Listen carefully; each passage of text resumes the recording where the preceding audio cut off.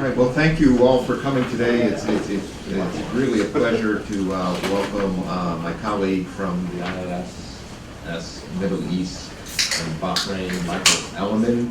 He is our senior fellow for regional security cooperation. He is the author of our dossier, which came out, 2 years ago now, Iran's ballistic missile capabilities, which I think is the most authoritative work in open source on the subject. Mike continues to follow this issue very closely from his perch in Manama, where he can look across the Persian Gulf and keep an eye on the Iranian capabilities from there, and his network and access is outstanding, as is his attention to detail and deep knowledge of both the missiles, given his background as a missile expert and engineer, and also as a top strategist. So Mike, it's a pleasure to have you back here at IISS-US, and the floor is yours. Thank you, Andrew. It is nice to, can everyone hear me? I'm not sure if I'm close enough to the microphone or not, but it is nice to be back in Washington and to catch up with old friends. Although when one returns to their old home, it's amazing how busy you can get in a short period of time. I was also hoping to escape the hot weather of Bahrain, but it's a lot more humid here. I forgot how humid it can get. Well, let me jump right in. I hope to talk for about 15-20 minutes and then open the floor to general questions or discussion. But what I wanted to do is to look back real quickly at the dossier that we did construct and release in May of 2010 and identify what has changed with respect to Iran's capabilities, and to kind of assess, did we get it right, did we get it wrong? As many of you know, in 2009 we did embark on a study of Iran's missile capabilities, and while I did a lot of the writing, I would like to point out that it was really a collaborative effort with inputs from engineers and scientists who have been committed to the missile industry in their home countries. We had experts from Russia, the European Union, including Germany, France. We had reviewers of our work from the Middle East, from France. Of course, we had some American contributors as well. So we had a wide breadth of experience and knowledge applied to this. And I should point out that among the people that I interviewed extensively were engineers of Russian origin that actually worked in Iran about a decade ago. So we were able to get some remarkable insight into what the Iranians were doing, were capable of doing, and the struggles that they might or might not be experiencing. Now, the aim of the study was to not only evaluate Iran's current capabilities in terms of the inventory that they had in place, but we wanted to look at and evaluate the technical and industrial infrastructure in the country in an attempt to identify what types of missiles might they be able to produce in the near and the long term. But more importantly, could we identify what the hallmark signatures of development activities would be, and could we use that as a guideline for estimating when Iran might achieve certain capabilities. In other words, we wanted to identify the key indicators of new capabilities and the timelines that would be associated with the creation of a new capacity. And finally, we tried to attempted to assess the military or strategic utility of the missiles that were in Iran's possession at that time, and what might they be able to do in the near and mid-term futures based on the technologies that are available. So what I wanted to do today, as I mentioned, is use this as an opportunity to kind of update the publication and focus on what has happened with Iran in recent years, and specifically address a pair of military exercises that Iran conducted. The Great Prophet exercises last June and July, which highlighted their, quote, second strike capabilities, unquote. And then this year's military exercises held earlier this month, where Iran claimed to have achieved very effective and accurate missiles. In fact, they claim to be able to target American warships in the Gulf. And just coincidentally, there was a leaked, unclassified Pentagon report, because someone in the audience said to me, how do you leak an unclassified report? But be that as it may, it was made available, and there was an assessment that Iran had, quote, improved the accuracy and lethality of its missiles. So I wanted to address that. So let's start first with the good news. What hasn't Iran been doing? To put this in a little bit of context, so just step back and say that Iran has had a two-track acquisition approach. One that was relied on liquid propellant missiles, basically of the Scud B, Scud C origin, and the No-Dong. They have leveraged that to create a series of operational missiles that they call Shahab 1, 2, 3, and the Ghadar 1, which is a modified No-Dong missile. They've also used the liquid engines to create some space launch vehicles, and I'll talk about that in a little bit.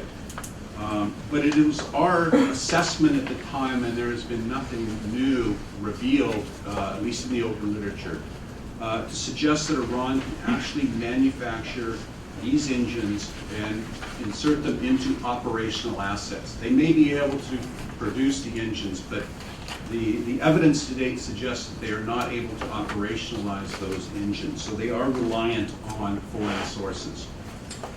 At the same time, Iran has been pursuing the creation of the infrastructure, both intellectual and physical infrastructure for producing solid propellant rocket motors. And they've been quite successful here. And this was evidenced by the unveiling in 2007 of a missile that's sometimes called Ashura, and sometimes Sajil, which means baked clay. It's a reference to some lines in the Quran. But the Sajil 2 is a two-stage solid propellant missile capable of about 2,000 kilometers. This has been subject to debate amongst a number of analysts, but I think generally speaking, with a reasonably sized warhead of 750 to 800 kilograms, 2,000 kilometers is the maximum range. This missile was tested first in 2007, failed, then again a year later in November of 2008. And then in 2009, they conducted a series of 3 flight tests of this missile, all of which we assume to have been successful. I've not seen any evidence that suggests that they were not successful. In the dossier, which was released in 2010, we estimated that based on the experience others have had in developing similar types of missiles, it would take about 4 years of flight testing to make this particular missile operational. That would put it, roughly 2012 for this year. Interestingly, over the last 30 months, they have tested the Sajil 2 exactly 1 time. That was in February of 2011. The question is, why have they not tested it? Recently, we released a strategic comment, which I believe you can find copies of in the back of the room, where we try to look at the possible reasons behind this lull in flight testing. To make a long story short, it appears that the most likely explanation centers on Iran's inability to get the key ingredients needed to produce the propellants that go into the Sajil 2. There is evidence to suggest that Iran can make the individual component materials that go into missiles, but as you make the missile larger, the complexity becomes much greater, and the quality control over which you must establish for the basic constituent ingredients increases dramatically. And we have considerable evidence that says that Iran is still trying to procure things like aluminum, fine powdered aluminum, and other propellant ingredients. This was made known by the UN Security Council Resolution 1929 panel of experts reports, where there's been a number of intercepted shipments of materials, plus some of the WikiLeaks articles, which some of you can look at, some of you can't. I can, but it's evident that there have been some interceptions, or countries have been talked into not shipping certain materials to Iran. So all that leads us to believe that Iran cannot produce in a reliable and competent fashion the motors that make up the Residual-2. If that's the case, then they can't really conduct a comprehensive development program as one would need to do. So it's brought the program to a halt. So that's the good news. There are other potential explanations. I'm happy to explore them during the question and answer period.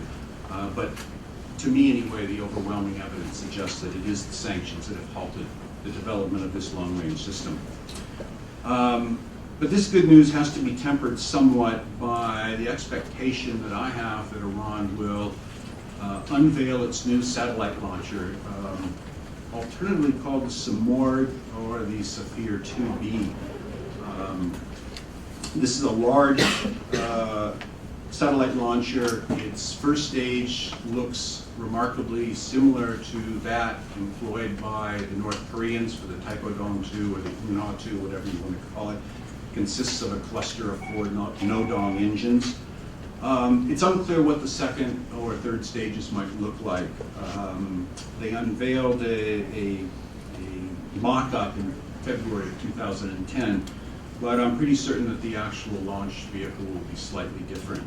So it's really difficult to assess what its capabilities might be, but roughly speaking, if they were to convert this into a ballistic missile, it could have a range of about 4,000 kilometers, maybe 5,000, depending on what they include in the second stage. But I would caution that, contrary to the hysteria that usually accompanies satellite launches, the development of a satellite launcher is not necessarily akin to the development of a ballistic missile. Yes, the technologies are very similar. In many cases, they're interchangeable. But, and there's a few people in the audience that may know of an instance where a country has taken a satellite launcher and converted it into a ballistic missile, but I'm unaware of anyone having done that. The Indians have taken components from a space launch vehicle and inserted that into their Agni-1, but that's the only example that I can really think of. And there's many reasons for this. The operational requirements being the primary one. The requirements for a space launcher are fundamentally different than they are for a ballistic missile, especially one that would be called upon to operate like any other military system, and that is on call or on demand. Regardless, if Iran were to try to convert this satellite launcher into a ballistic missile, they would necessarily have to undergo a flight test program in the ballistic missile mode, and that typically requires a good 3 to 4 years of activity. Just an example of some of the challenges that they might have to overcome, I would remind people that, for example, the heating loads on a reentry vehicle for a 4,000 kilometer range missile are 6 times greater than that would be experienced for a 500 kilometer missile like the Scud C. So obviously thermal protection and protection against the tremendous deacceleration loads one would experience during reentry have to be conquered. And I'm sure Iran can do it, but again, it takes time and many tests. So let's move to the war games. Iran, like every other country in the world, conducts military exercises on a fairly frequent basis. Iran, fortunately for us, is very open and transparent when they conduct their exercises, which allows us to gain greater insight into their capabilities. Now, Iran uses these exercises to train their warfighters, to evaluate equipment under operational conditions, examine how they might improve the performance of both the warfighters and the missiles or whatever other equipment they're unveiling. But they also use this as a vehicle for messaging or signaling to its opponents. And this has been very clear given the quotes that often accompany the military exercises that Iran very publicly conducts. They typically hold 3 exercises a year, plus minus one. Some of them focus on their naval capabilities, their asymmetric naval warfighting capacity. Others will highlight air defense capabilities. And the Great Prophet series of military exercises tend to focus on their ballistic missile and long-range strike capacity. Last year, they conducted the Great Prophet 6 exercise, where they highlighted the survivability of their strategic forces. I'll talk about that real briefly. 2 things that emerged from those exercises last year. One was missile silos. Iran now has what appears to be some rudimentary vertical missile silos located in the northeastern portion of the country. At least a majority of them are. I think there's one located down near Shiraz.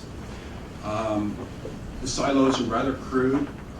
For example, there are no maintenance ladders or access points to conduct the maintenance activities one would necessarily have to perform to keep a missile operational.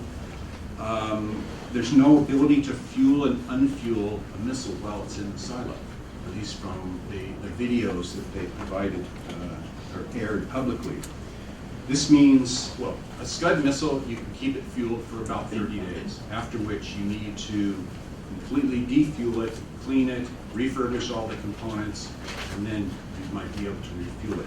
If you can't do that in place, that means you have to remove the missile from the silo. And that exercise, if you were to do it every month, would obviously reveal the location of these silos, which makes them sitting ducks. Especially when you consider the fact that most of these silos are not very well hardened. The doors at the top of the silo, for example, were only 1 or 2 inches thick. It looked like it was reinforced concrete, but they would be susceptible to precision-guided munitions. And the idea that, as the Iranians claim, no one knows where they are is false. I was able to find them using Google Earth, as have others. And Google Earth is a wonderful tool. They also unveiled what they call underground launch facilities. These are akin to what the Chinese have long used, and that is they build caverns into the side of hills or mountains. The difference here being that they showed at least one missile launched out while it was in the cavern through what looked like a hole in the ceiling of the cavern. Now this would be a much more survivable mode of deployment. But again, there are limits to it. These underground facilities are fairly easy to identify.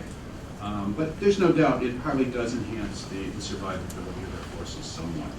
Although mobility still seems to me to be the best bet if you have small enough missiles, which is the case for Iran. The location of the silos, interesting, as I said, they're all in the northwestern section of Iran, up near Tabriz, Hormozgan, and some other cities. This suggests that those missiles are all targeted to Israel and possibly Iraq. Only one set of underground facilities was located in the south. That was outside of Shiraz. Those missiles are probably intended for use against targets in the Persian Gulf. But the majority of them seem to be in the northwest, which suggests what Iran is most concerned with today, at least with respect to where they might want to launch their ballistic missiles. This year's games, creatively codenamed Great Prophet 7, they have been a tremendous interest, primarily because the tensions in the Gulf are rising. We all know that Iran is. There's a lot of concern over the scope of Iran's nuclear program and possibly the direction of that program. Iran's been under increasingly crippling sanctions. There are threats of an attack on Iranian nuclear infrastructure, etc. Iran, in turn, has threatened to close the Strait of Hormuz. And we see a steady increase in the flow of U.S. military equipment to the Gulf. It's not alarming in my mind, but it's an interesting fact that everyone seems to be beefing up their military capabilities. Now, Iran has continually signaled their defiance towards the international agenda, their defiance toward the American presence in the Gulf. And they have tried to show that they have an ability to deter an American or Israeli attack. Primarily now through the use of asymmetric warfighting capabilities. And at the top of that list is their ballistic missile force. And thus it was highlighted in these most recent exercises. And I want to quote some of the comments that were made on the sidelines of these military exercises, because it's quite revealing. The Defense Minister, Brigadier General Ahmad Bahidi, said, quote, "The war games showed that those who have ill intention for our country should expect to receive a strong response from Iran," unquote. Lieutenant Commander of the IRGC, Brigadier Hussein Salami, said, quote, "These war games are also a response to those who use political rudeness to speak to the Iranian nation and say that, quote, military options are on the table," unquote. Others have said that all of America's 35 bases in the region are within the reach of our missiles. Another commander said, quote, "The Islamic Republic of Iran is always able to use its defensive power to destroy U.S. bases in the region." And Iran has also claimed to have developed a short-range ballistic missile called Khalij Fars, or Persian Gulf, which they claim is capable of attacking U.S. naval ships in the Gulf and up to a range of 300 kilometers. First of all, the Khalij Fars probably has a range of 200 kilometers, but we'll talk about that in a little bit, about its specific capabilities. Now, the Iranian claims are usually just that, but they seem to have coincided with this Pentagon report that I had mentioned earlier that said, quote, "Iran has improved the accuracy and lethality of its ballistic missiles." So I thought it might be worthwhile to take a quick look at what can Iran do with these missiles in terms of conventionally armed force. Well, in the dossier we assessed that in 2010 at least, Iran's missiles were far too inaccurate to be of any military utility. In fact, in the report, if you want to look, we go into great detail in Chapter 5 that describes exactly why this is the case. For those of you who don't want to suffer through reading that, the dossier or Chapter 5, let me just summarize and say that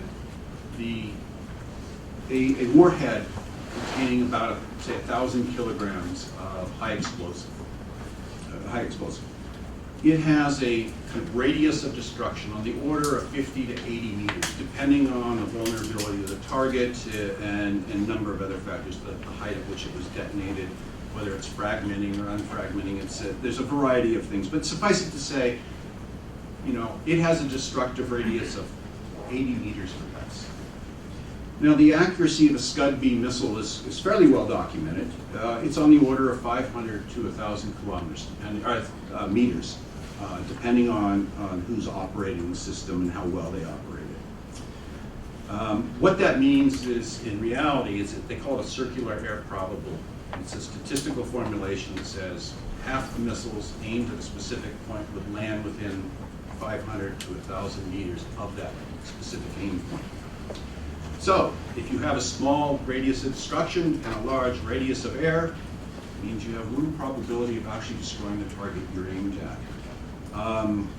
Since it's baseball season and the Nationals seem to have captured the imagination of everyone here in Washington, D.C., I thought I'd use a baseball analogy. If Iran wanted to target a specific location in Bahrain, for example, let's say my office. It's not a hardened target, but it's, it is in a specific location. They might know exactly where I am when they launch. The chances of them succeeding with one missile and hitting me are the same as the odds of going to the Nationals game tonight and seeing the pitcher throw a perfect game. There's been 22 perfect games in the history of Major League Baseball. It was then back, 120 years? So that gives you kind of a feel for how low the probability might be. Expressed differently, if Iranian military commanders wanted to destroy a specific target, they might ask, well, how many missiles do I need to launch against that target to have a 75-90% 100% level of confidence? Well, the answer is somewhere between 1,000 and 10,000 missiles, or many more than Iran has, and that's for a single target. So as you can see, the utility just isn't there. Now, of course, the missiles can be used to attack cities. It can be used to harass military operations in a large area. That's certain. And then I think this gives reason it provides the rationale for why missile defense on a tactical level is quite important. Well, let's say Iran has taken steps to greatly improve the missiles. Can we assess that? Of course we can. We wouldn't talk about it if we couldn't.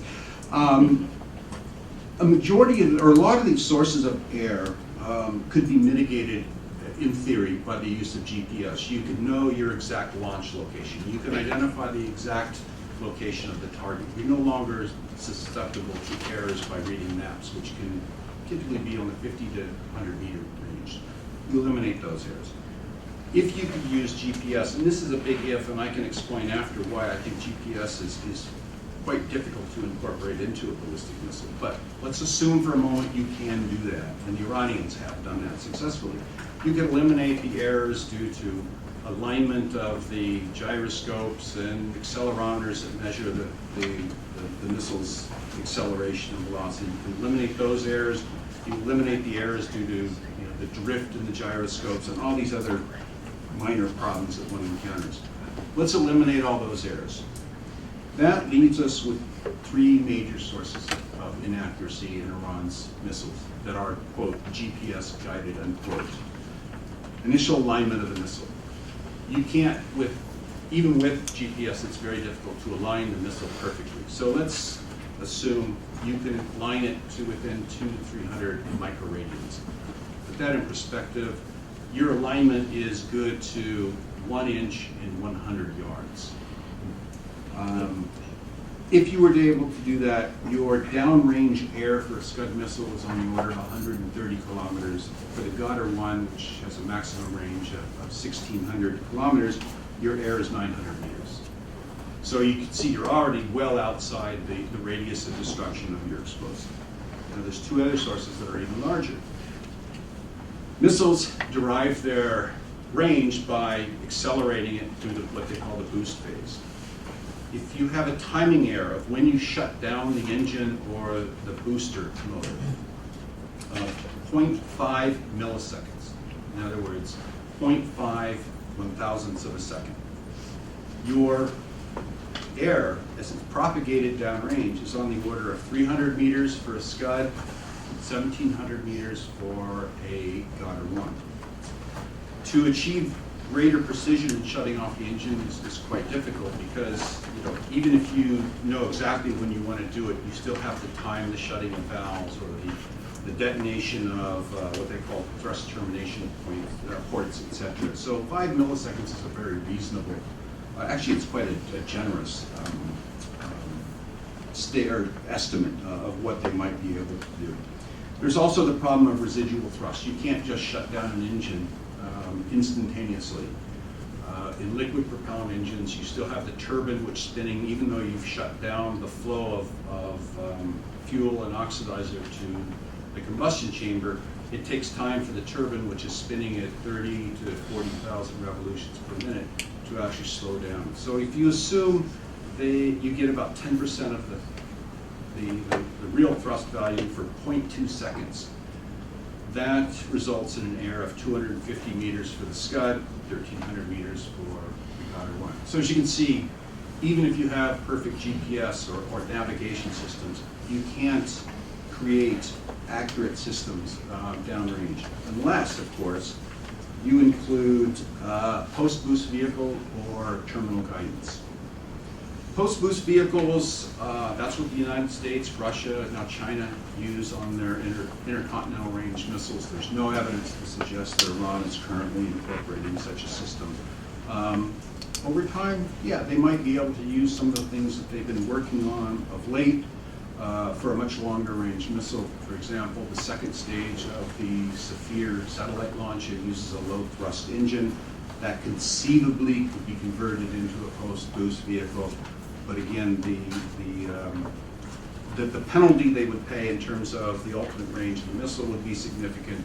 And two, it still has a relatively large thrust, so you can't trim the velocity well enough to achieve accuracies better than about 500 meters. And if you want, I can run through those numbers. Terminal guidance. This is something that the Iranians claim that they have with the Khalij-Fars or Persian Gulf missile. They say it uses an electro-optical seeker to guide the missile to the target during the re-entry phase.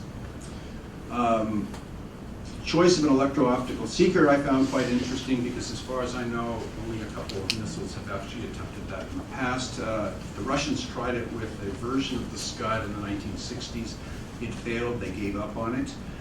And there are numerous rumors, room intelligence as they call it, that an electro-optical seeker is used on the Scud, but I've seen no evidence. I've not gotten confirmation of that from any source in Russia, so I don't know if it's true. The problem with electrical optical sensors, if it's cloudy, you're blinded until you come down below the clouds, and that leaves you only about a second or less to do any maneuvering to the target. Past systems like the Pershing II, the Chinese DF-21D, which is the carrier killer, use radar correlation systems. So the choice of an electro-optical sensor was quite interesting. But let's assume it might work. Targeting ships at sea. That requires a network of spaceborne and airborne sensors to locate targets over a vast area. You have to be able to communicate that information instantaneously to the missile, incorporate into the missile the launch parameters, and then launch the missile to the site. Iran does not have a great network of sensors that are airborne. Let's assume they do. But we have no evidence to date. That means they'd have to have some kind of digital correlation software that shows all the different Navy ships approached from a variety of angles that you might approach them. Again, let's assume that they have that capability. See no evidence that they do. That means you have to still be able to maneuver the warhead as it's re-entering the atmosphere and headed towards the ship. Terminal maneuvering is possible, but it requires a certain set of subsystems which we don't see on the Khalij-Fars. One, you need to reorient the warhead as it goes up out of the atmosphere.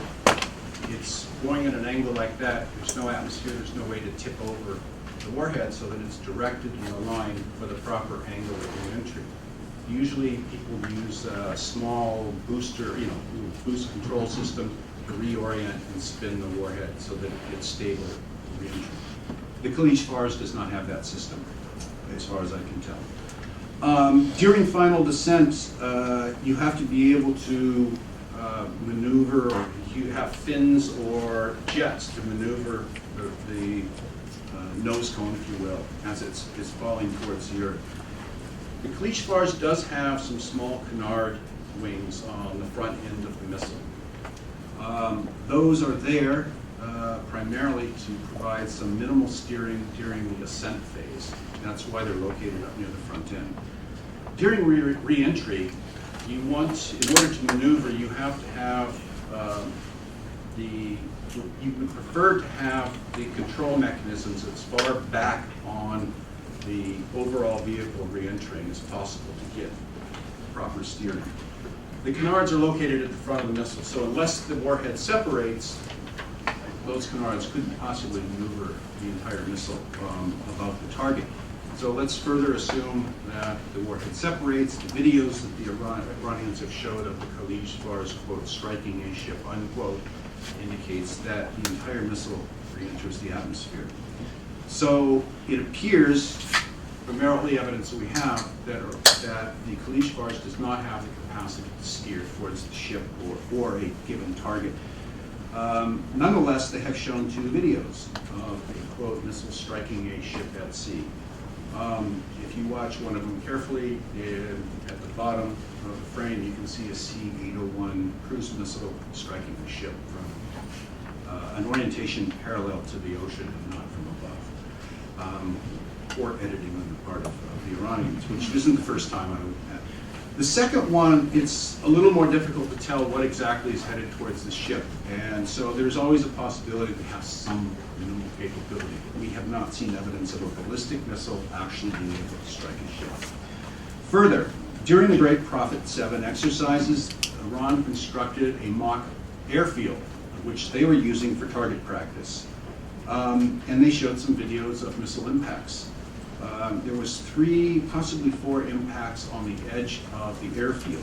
Airfields typically, a typical runway is 2.5, 3 kilometers long. A typical airfield is, say, 2 by 3 kilometers. That would be well within the circular air probable for the missiles that they have. But striking at the edge of an airfield and striking a specific target in the airfield are 2 different things. So that leads me to believe that they have not achieved the accuracies that are needed to be militarily effective. And we can talk about this further. Just a last comment, lethality. Pentagon also said that they had increased the lethality of the missiles. One way to do that is to use submunitions instead of a block warhead. You can increase the effective radius by a significant amount, I would say. The ATACMS missiles that the U.S. uses has a 560 kilogram warhead. And it has a cluster warhead variation, which contains 950 M74 bomblets. That effectively increases the radius of destruction by about 2 to 2.2 times what a 560 kilogram warhead would have. So maybe with conventional, with small submunitions filled with high explosive, you could expand the radius of destruction to 150, 200 meters at most. But now, because you're using small bomblets, you can't destroy hardened targets, but you can target things like aircraft, tanks, personnel, etc. So you can get a significant increase in your lethality in that regard. And that's likely what the Iranians have done. Just add further context, let's assume that Iran might, and there's no evidence to date to suggest that they have done this, but let's assume they filled the bombs with sarin gas. They could increase the theoretical radius of destruction to 500 to 600 meters, which now starts to make it a little bit more effective if you're going against unprotected troops. But realistically, you go back and look at Honest John data and other battlefield missiles that the U.S. has tested, that effective radius is close to about 200 meters. So while Iran may have increased the accuracy of its missiles by a small amount, it's not significant. And while they have increased the lethality or may have increased the lethality of their missiles, they're still not lethal enough, quote unquote, to be militarily effective. They could be used to harass military operations at an airfield, at a naval base, and possibly even some of the oil refineries in the Gulf. That's to be certain. But could they actually halt military operations or affect them in a significant fashion?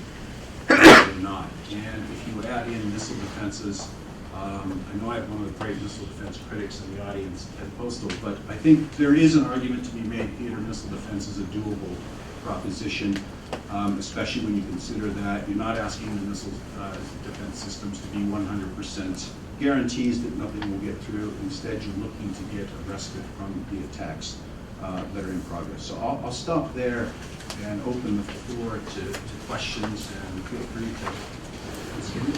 Andrew, do you want to call on people? I will call, and I'll take the first question. If Iran were to develop a nuclear weapon, and our speculation about what that initial weapon would look like, does it have a missile delivery system that would deliver a nuclear weapon? Yes. Iran's current missile force, the Shahab-3 or Ghadar-1, it has a maximum payload of about 750 to 800 kilograms. So assuming Iran can make the warhead small enough,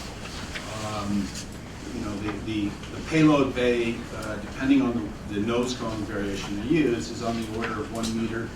If they use the fancier nose cone that we see on the Ghadar-1, it's small. It's about 600 millimeters in diameter. It took the US and Russia about 15 years to shrink the bomb from the first explosion to that size. But I think with the proliferation of designs out there, we have to assume that Iran, if they decide to build a nuclear weapon, can build it quite small. The real question is how heavy it's going to be.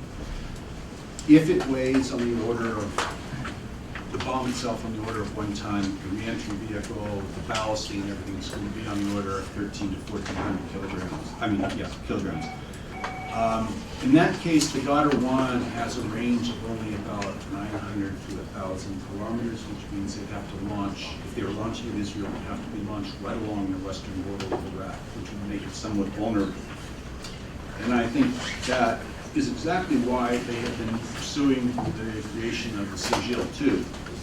That's the 2-stage solid propellant missile that I spoke of earlier. It has a greater range of payload capacity with a similarly large warhead, re-entry vehicle of 1,400 kilograms. It could still fly on the order of 1,500 kilometers, so it could be launched from deep inside Iranian territory. And I think that's exactly why they designed it with that particular performance profile. I don't think they designed it to reach 2,000 kilometers or 2,200 kilometers, whatever it might be, to threaten targets in southeastern Europe. We're on the record. If you could give us your name and affiliation when I call on you. So, yes, I am very much a layperson when it comes to these matters. But what I just... your name and affiliation? My name is Riley Temple, and I have a telecommunications consulting firm, Temple Strategies. But what I just heard was that, are you saying that we should breathe a sigh of relief because Iran can't shoot straight? And it almost wants me to run from the room screaming because the maximum effective range of lethality is not what we would have. And is the issue not what Iran's effectiveness can be militarily, but isn't it who would come to its aid and defense once it's engaged? Thank you, Riley. Testing me, huh? 2 comments. One, I wouldn't describe Iran as not being able to shoot straight. I think that ballistic missiles are a key feature of Iran's strategic capabilities for a number of reasons. One, it's their only ability to really threaten targets beyond its own borders. Their Air Force is described by Admiral Fox in the Fifth Fleet as geriatric. I mean, these planes have not been updated in over 30 years. And I think the UAE Air Force, for example, could probably wipe out the Iranian Air Force in a matter of a week. So they have very little capacity to project its military power. And the way they would do it is through ballistic missiles and their sea-launched cruise missiles or anti-shipping missiles, of which they have hundreds that they've gotten from China, and they appear to have some manufacturing capacity now. They have a maximum range on the order of 150 kilometers plus minus. So if they want to attack Bahrain, Saudi Arabia, or American bases in Qatar, UAE, Kuwait, they have to rely on the missiles. They can harass American forces with these missiles. However, what I want to say is they're not militarily decisive in any way. They also probably cannot threaten, or it doesn't appear that they can threaten U.S. naval ships in the region with ballistic missiles. They can, however, with a variety of other weapon systems they have, most notably, as I said, the C-801 and C-702 that they have from China. Those are very effective systems. We have effective defenses against them, but I would be concerned if I were a naval commander. They also can lay mines in the Gulf. You talk to U.S. commanders in the region, they're particularly worried about their mine laying capability. They also have what they call fast boats and swarming technologies, which are great if the seas aren't rough. But they have a variety of ways of making any military intervention painful. And I would include ballistic missiles in that group. Again, they're not militarily decisive. Missiles become important if Iran develops a nuclear warhead. In that case, they can project their nuclear strike capability to somewhere in the neighborhood of 1,500 kilometers, which brings a lot of targets into the region. If I were the Israelis, I would be quite worried about that. That's it. Thank you. Yes, Greg. Greg Gilman, Arms Control Association. Mike, I think the number that's been most important for members of the U.S. Congress for a number of years now was 2015. And I think in the minds of most congressmen, this is the time when Iran could have an intercontinental ballistic missile with a nuclear warhead aimed at the United States. That's what drives the East Coast Missile Defense idea and so forth. The last Defense Department report, the one you alluded to, has that curious phrase in its summary: with sufficient foreign assistance, Iran could technically be capable of having a ICBM flight test by 2015. I wonder if you could talk a little bit about that time frame and tell us a little bit about, if that sentence is true, how much foreign assistance would they require to be able to do that, and what is the probability that they would get that kind of foreign assistance? The second half of that question is much more difficult than the first half. Let's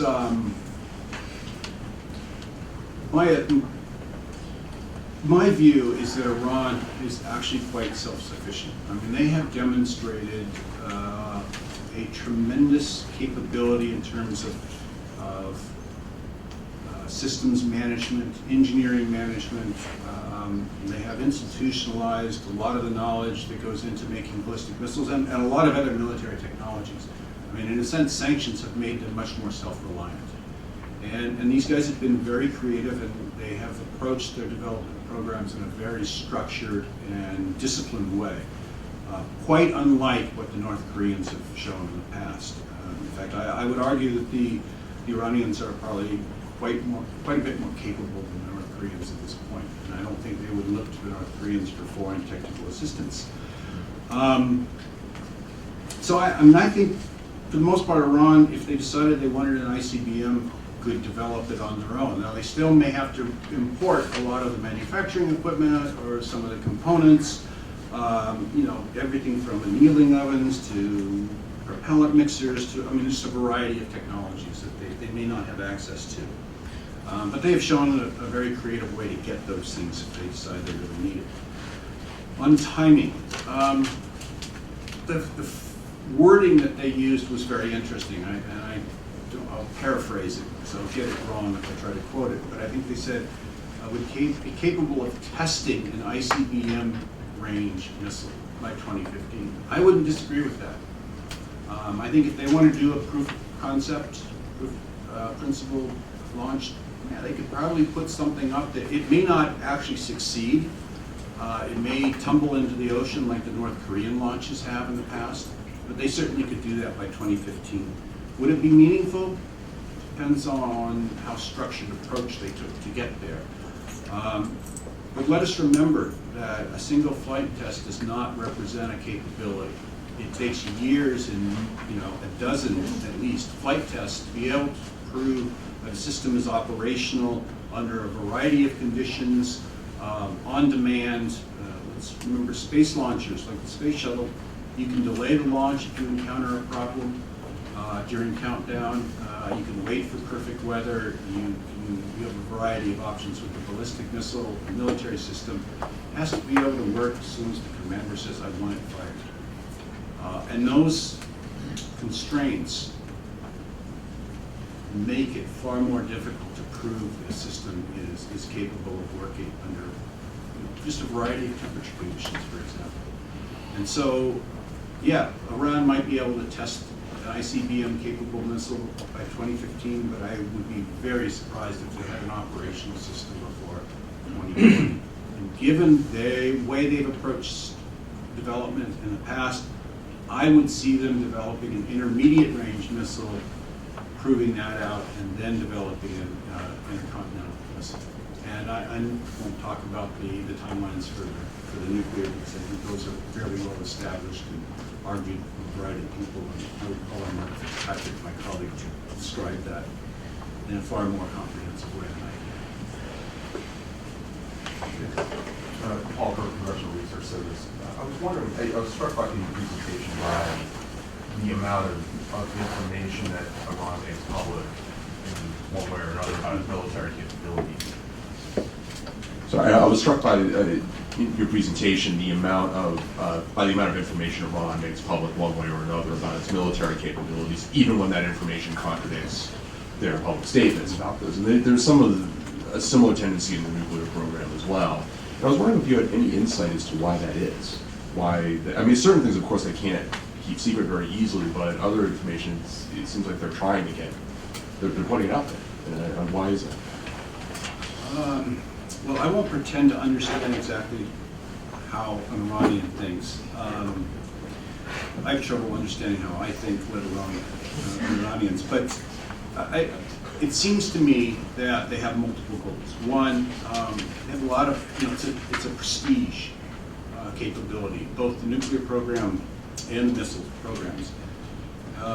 So they use it to prop up the regime and basically advertise their capabilities to the domestic audience. I think that given the signaling that they appear to be at least attempting with their military exercises especially, they're trying to show that they have an ability to retaliate, that they're a force to be reckoned with, that they are a regional hegemon.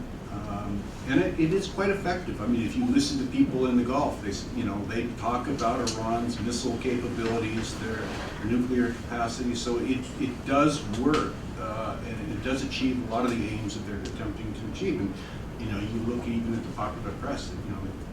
I'm surprised that there wasn't articles about their carrier killer, the Khalij Fars. I mean, I think that if some kind of military intervention looks inevitable, I think you'll start seeing press reports to that extent.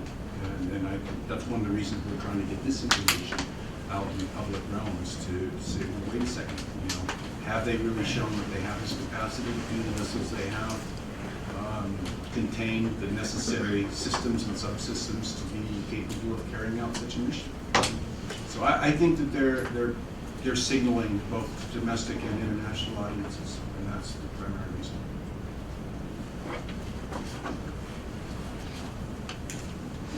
Thank you. That was extremely interesting, and I want to express my appreciation. I'm David Aaron from the RAND Corporation. My interest is in ICBM capabilities and when it might come online and how it might be used. There doesn't seem to be any evidence that they have built any infrastructure, as I understand it, for an ICBM. Certainly not a solid one, which they're still dealing with the problems that you mentioned, or even a liquid one. The space launch vehicle as an ICBM is really pretty amazingly poor idea. But the thing that I'm interested in is how would they use it strategically if they had one? Wouldn't they have to cross Russia to strike the United States? Wouldn't what is a normal ICBM range, they would have to have a missile that was quite a bit better than either the United States has or has now, or perhaps the Soviet Union. The range is much greater than just intercontinental. Is that correct, or am I suffering from illusions? No, you're not suffering from illusions. I think the range from Iran to the continental U.S. is a minimum of 9,500, 10,000 kilometers. So it is at the far end of kind of the ICBM scale, if you will. Depending on what targets they tried to hit in the U.S., they would probably launch more over Europe, and I think that's why you've seen some of the European missile defense assets were placed in parts of Eastern Europe. I don't know that that's optimal. I mean, Ted, you might be able to shine light on that, but I think that most of the trajectories.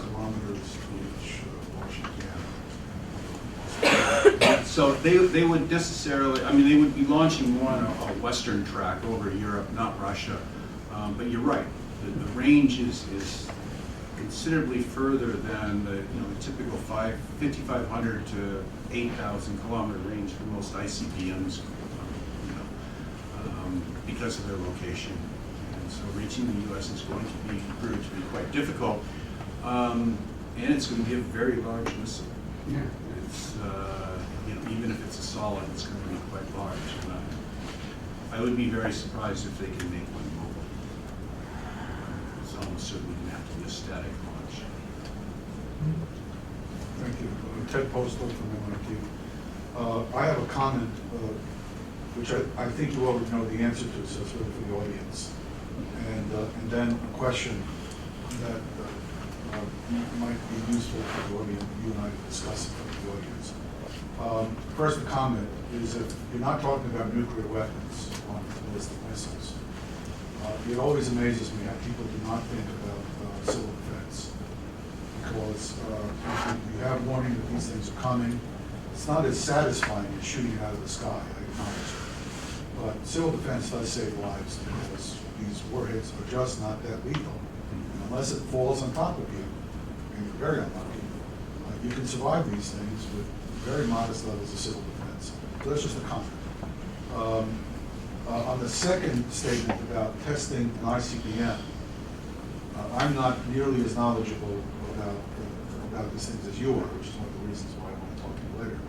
But I think the ICBM that they would need to build, if you're talking about delivering a nuclear payload to the United States, let's say Washington or Boston or New York, could not look like the Typhoon 2 unless the second stage is this SSN-6 we've all been worried about.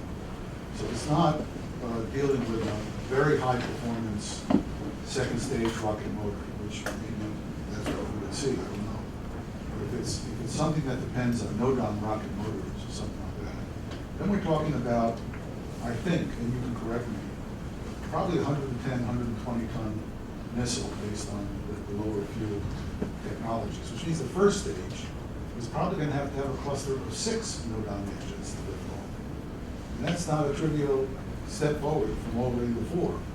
So with these statements in mind, and feel free, of course, to correct me, it seems to me that 2015 is a really optimistic view about producing something like test.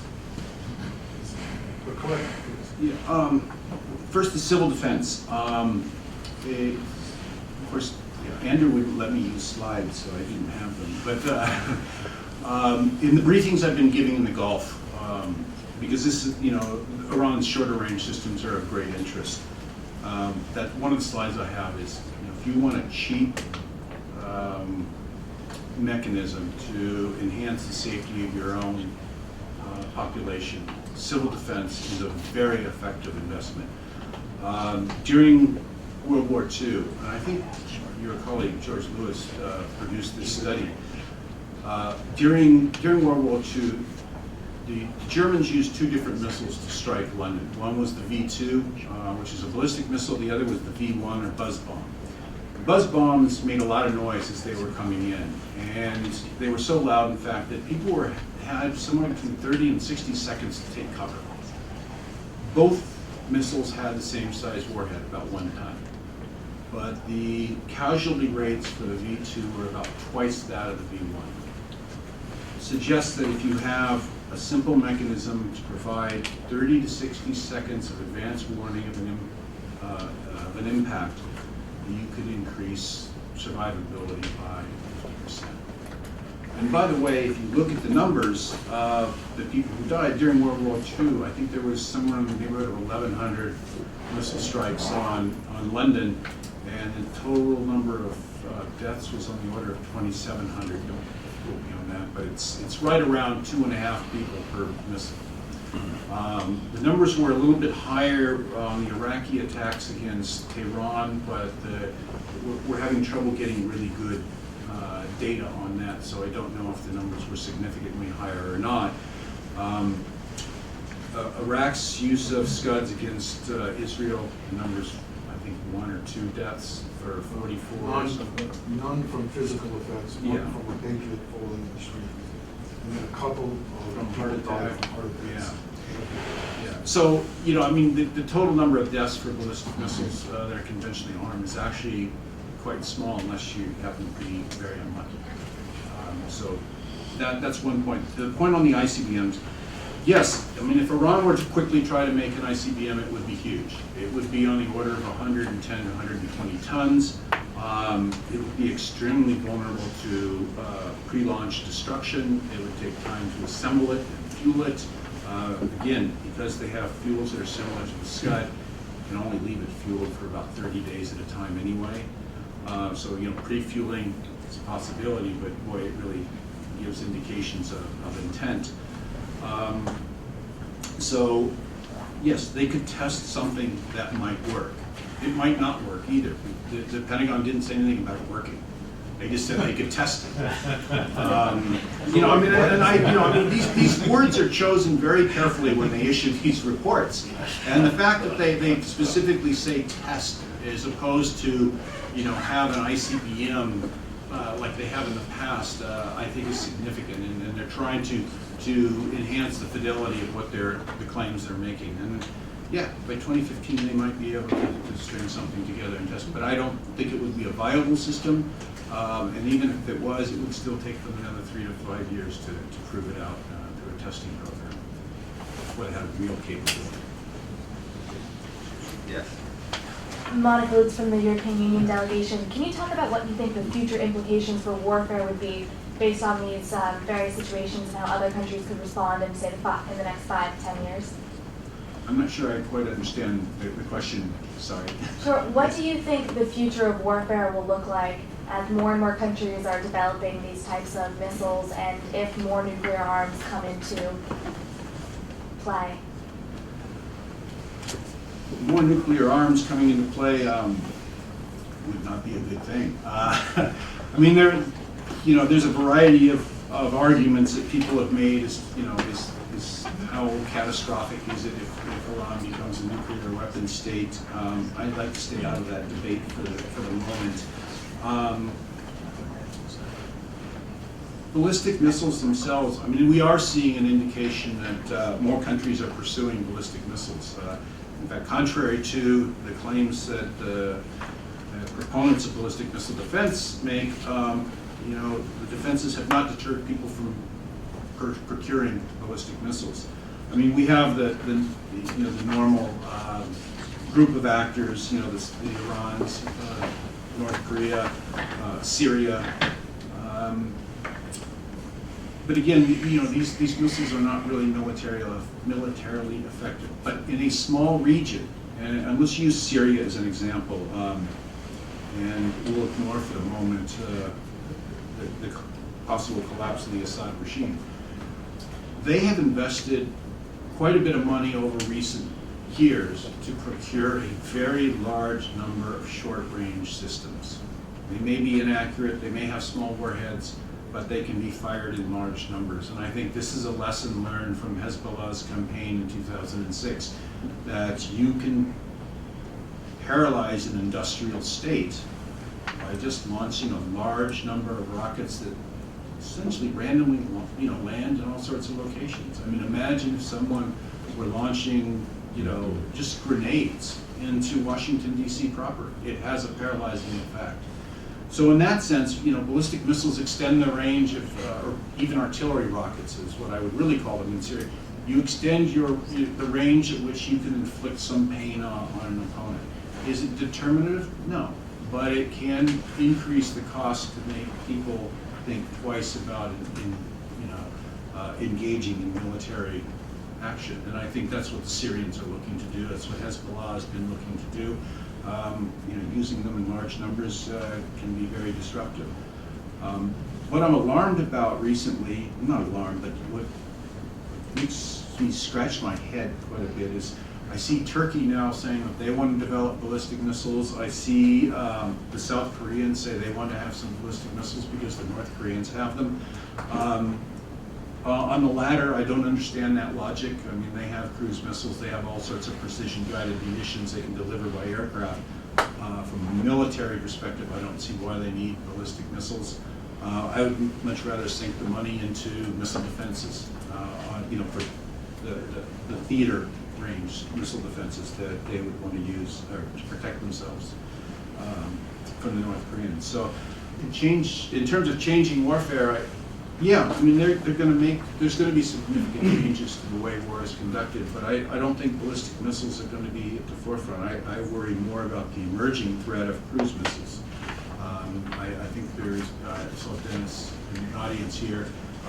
Dennis is the one that's been highlighting this emerging threat for years, and cruise missiles and UAVs, that's gonna be a big problem in the coming years, and that will be more transformative and revolutionary than ballistic missiles. Thank you. We've reached the end of the hour. If you want to know more, we have the Mike's Ballistic Missile Dossier for sale. If you're an IISS member, you get that as a discount. We also have a special deal on that dossier and our dossier on Iran's biological chemical weapons, all available on that. Mike, thank you very